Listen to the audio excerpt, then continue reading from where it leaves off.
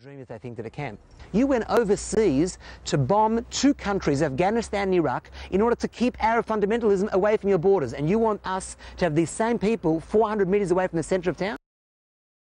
In the Middle East, Israeli citizens settling in Palestinian areas remains one of the key obstacles to restarting the peace talks. And in East Jerusalem, some Israelis are now buying properties from Palestinians by persuading them to sell at hugely inflated prices.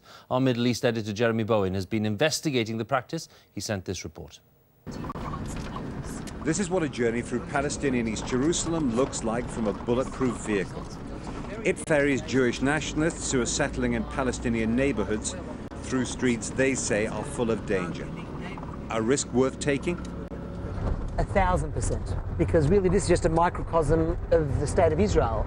We're surrounded by millions of Arabs, most of which that don't want us here in this region. Some of which should probably want us back in the back to Europe or to Australia.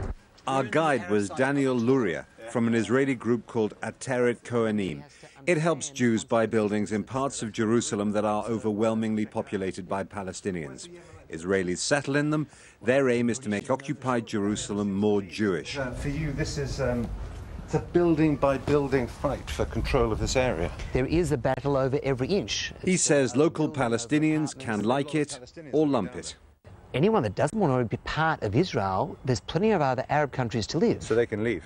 100%. If someone doesn't want to be part of Israel, they're living in Israel, they're living in Jerusalem, and they don't want to be part of Israel, then they shouldn't be here. They want this to be part of a Palestinian state. That's not realistic. They want this to be a capital of a Palestinian state. Well, that's never going to happen. It's impossible. And the world is living in a dream if they think that it can. You went overseas to bomb two countries, Afghanistan and Iraq, in order to keep Arab fundamentalism away from your borders. And you want us to have these same people 400 metres away from the centre of town?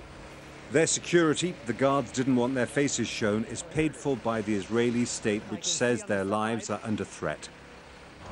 Now, just down the road, there's another property which the local Jewish community would like to get. At the moment, it's home to an extended Palestinian family, 45 people who live down there through that door. Now, when an eviction order came to get them out a couple of weeks ago, there were some serious clashes here.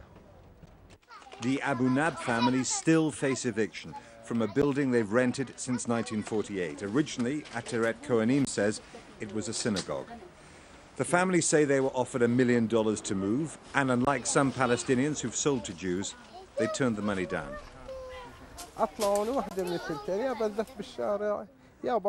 Abu Nab told me, "I'll only leave my home dead, or they'll have to throw me out in the street.